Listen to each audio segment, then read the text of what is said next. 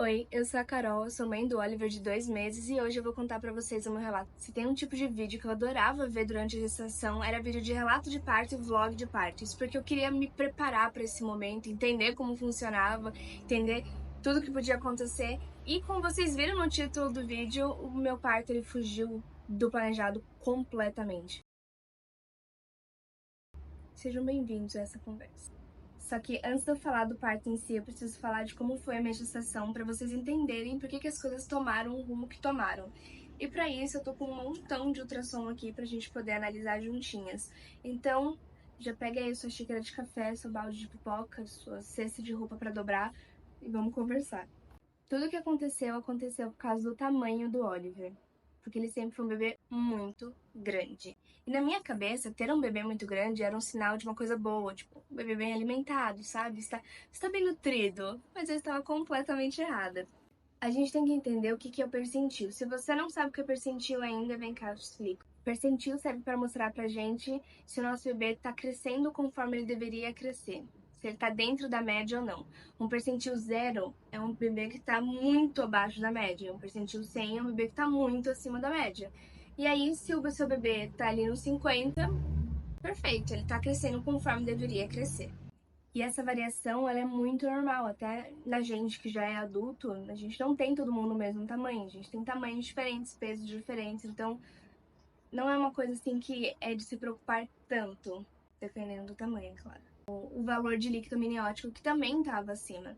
A primeira ultrassom, então, que chamou muito a nossa atenção foi quando eu tava com 21 semanas. O Oliver tava com percentil 77, ou seja, ele estava acima da média. O que a médica tinha me explicado naquele dia é que, se fosse só por isso, não seria um problema. Mas, além do peso dele que estava acima, qual que foi a suspeita dela? Diabetes gestacional. Então, antes de dar a idade gestacional ali, que a gente geralmente faz o exame de curva glicêmica, eu fiz para ter certeza de que eu não estava com diabetes gestacional. E não, eu não estava com diabetes gestacional. O Oliver é um bebê realmente grande. E o engraçado é que quando a médica falou que ele era grande, sabe?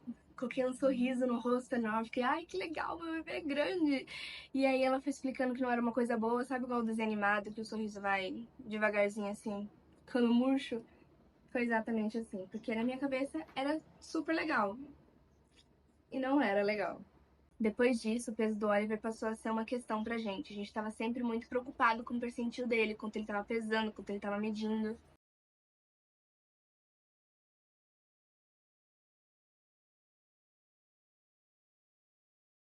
Muito maior do que deveria estar. Muito maior. Como eu disse, o percentil ele varia bastante. Com 30 semanas, ele estava com percentil 77,6. Com 30 semanas e 5 dias, ele já estava com 81,1 de percentil. Gente, é um bebê muito grande. 32 semanas e 4 dias, percentil 73,9. 33 semanas e 4 dias, percentil 59,4. E quando chegou nesse dia, eu juro que eu fiquei muito feliz. Porque eu falei, caraca, finalmente ele tá normalizando, ele tá se adequando. Com 37 semanas e 3 dias, percentil 69,9, ou seja, subindo de novo. E então a última ultrassom, e o percentil dele tava 85. Depois que a gente completa 40 semanas, a gente passa aí pra maternidade, dia sim, dia não, pra gente poder ver como é que o bebê tá, se tá tudo certo. Então a gente faz ultrassom, faz cardiotoco, vê o coraçãozinho do bebê. E geralmente a gente é mandada pra casa caso tudo esteja bem. E a gente já tava indo uma vez na semana pro pronto-socorro pra fazer todo esse processo. E a gente voltava pra casa porque tava sempre tudo bem. Quando fez 40 semanas e um dia, a gente foi lá, alegres, contentes, sem esperar que nada diferente acontecesse, e a gente foi direto pro ultrassom. No ultrassom, o médico falou que ele estava pesando mais de 4 quilos. 4 quilos 113 gramas. E que por ele ter passado dos 4 quilos já, a gente teria que internar e ele teria que nascer naquele dia.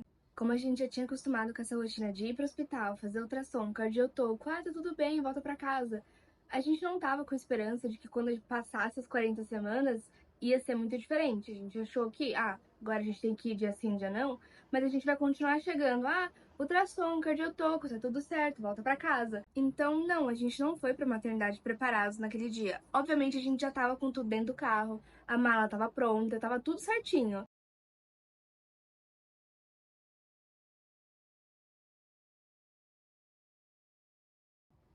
naquele dia.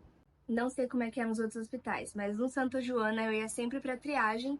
Da triagem a gente passava com o médico e ali ele ouvia o coração do bebê, fazia o exame do toque, já que eu já tava nas 40 semanas. Ia fazer o cardiotoco, que monitora os batimentos cardíacos do bebê e se tem alguma possível dilatação. Depois voltava para fazer o ultrassom e voltava com o médico para ele falar: "Ah, tá tudo certo, volta para casa". Pois bem, nesse dia fomos para triagem, passamos com a médica fez o exame de toque, zero dilatação.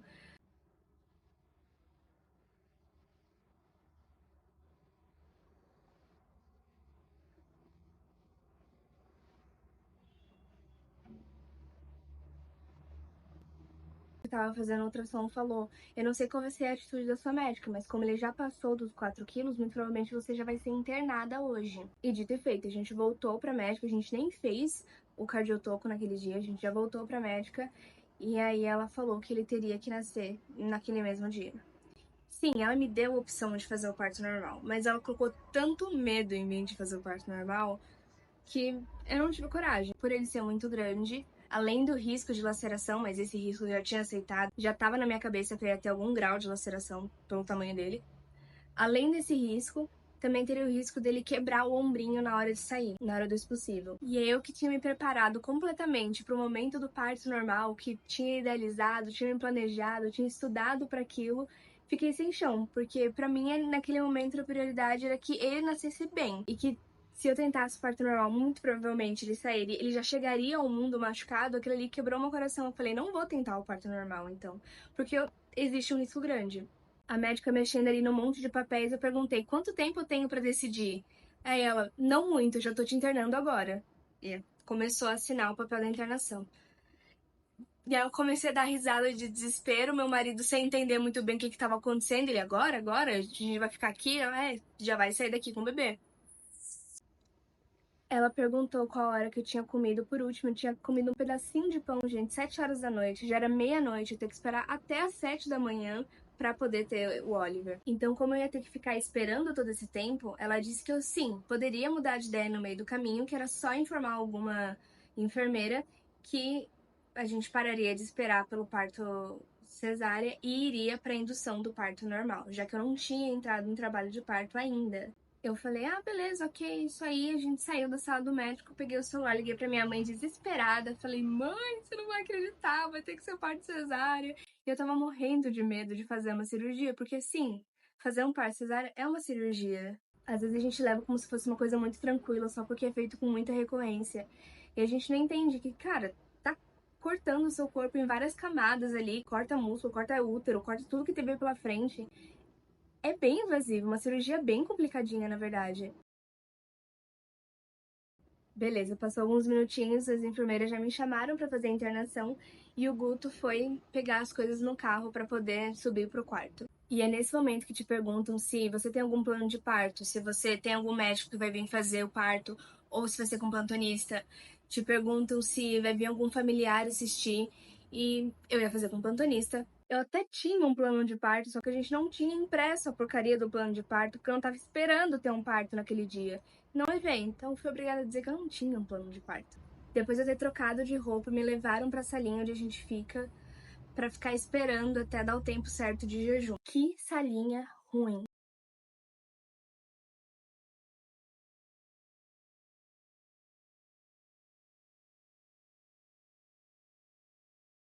E é importante dizer que a minha gravidez foi considerada de baixo risco até o momento do parto, porque naquele momento eu entrei na sala de espera para alto risco.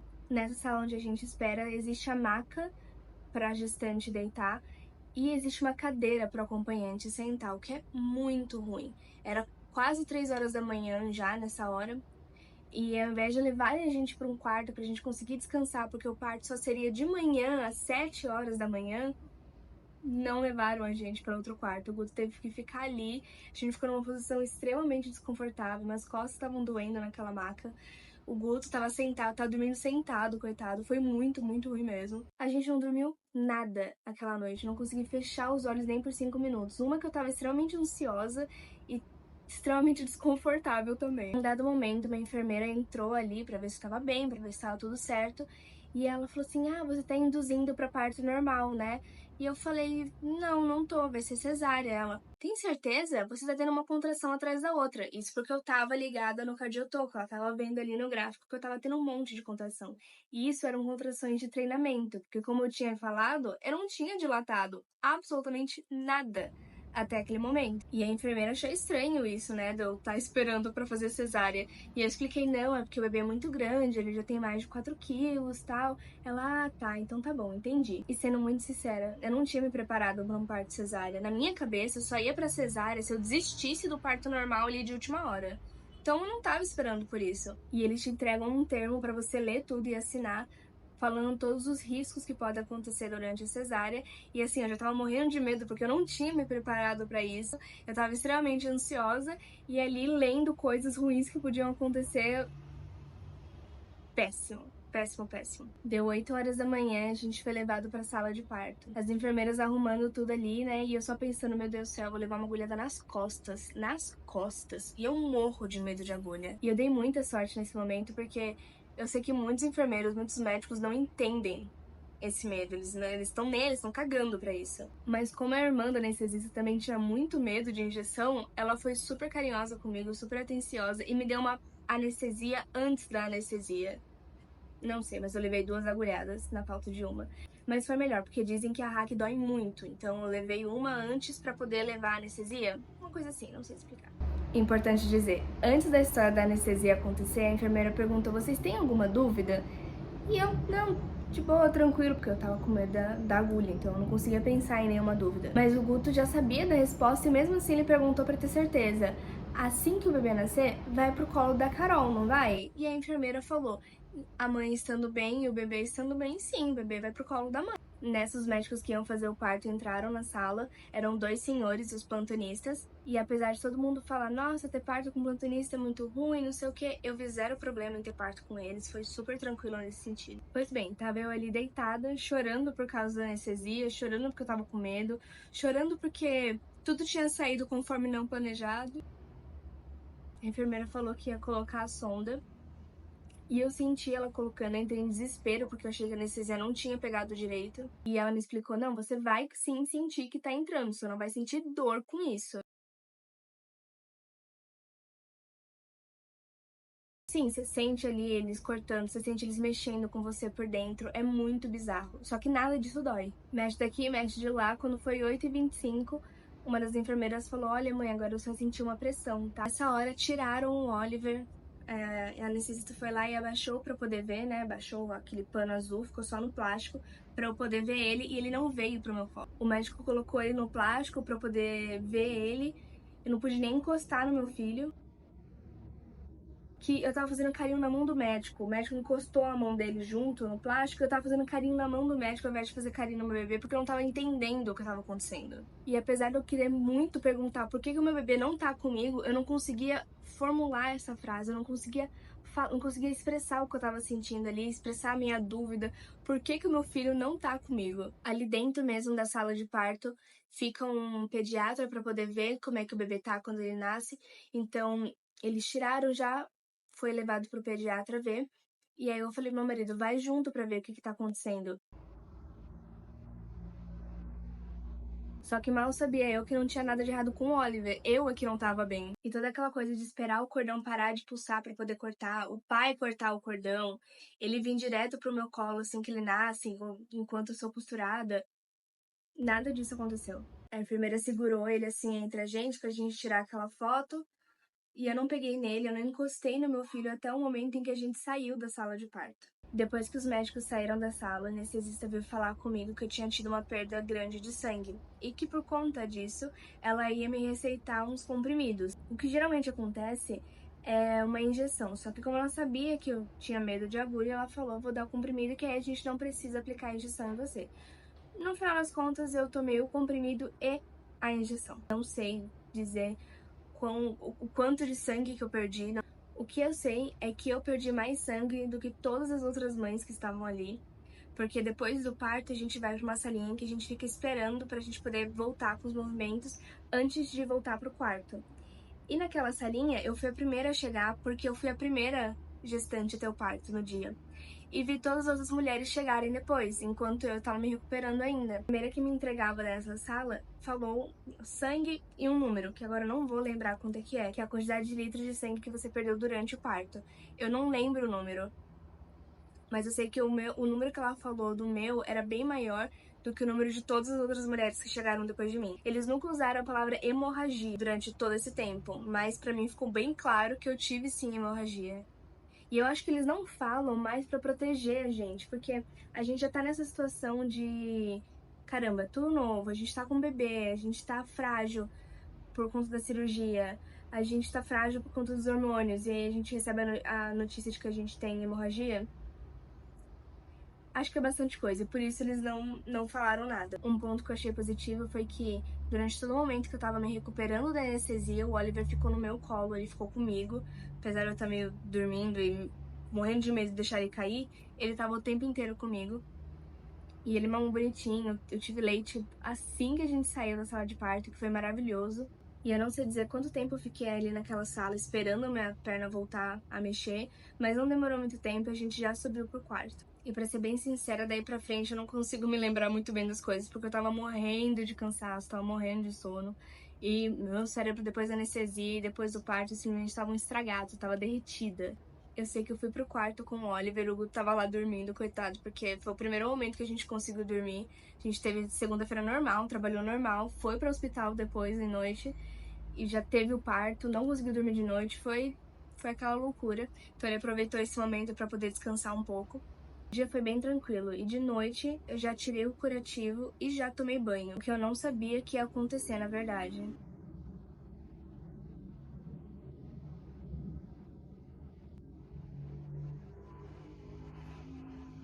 Só que eu não conseguia andar de jeito nenhum. Eu levantava, dava 2 passos e pra mim era o fim do mundo, porque eu sentia muita falta de ar e muita fraqueza. Apesar de todo mundo ter falado que era normal, pra mim era impossível continuar andando. E eu me esforçava muito, muito, muito mesmo. Se fosse pra escolher uma palavra pra resumir tudo isso, eu diria traumatizante. E eu não sei se a experiência traumatizante em si, se ter o parto cesárea assim tão ruim, ou se foi porque eu não me planejei, eu não esperava, se foi porque fugiu do meu controle as coisas, não sei dizer. Talvez se eu tivesse me preparado para um parto cesárea, não teria sido tão ruim assim, ou se eu tivesse sido um parto cesárea agendado, quem sabe, eu já estaria com a mente mais preparada, mas a verdade é que eu não estava esperando. Mas é isso, esse vídeo tá ficando bem longo, e se eu pudesse deixar uma dica aqui no final para as mamães que estão aí pensando em ter o parto normal é: estudem, pesquisem bastante também a possibilidade de vocês terem um parto cesárea. Pesquisem sobre recuperação, sobre o que pode acontecer, complicações, tudo, para vocês não serem pegas de surpresa do mesmo jeito que eu fui pega de surpresa. E é isso, se você assistiu até aqui, eu vou pedir para você deixar o seu curtir, e se você gosta sobre assuntos de maternidade, dona de casa, cozinha, faxina, essas coisas, vou pedir para você se inscrever também no canal, porque eu vou começar a falar bastante sobre essas coisas aqui e você não vai querer perder, claro. Meu muito obrigada e tchau!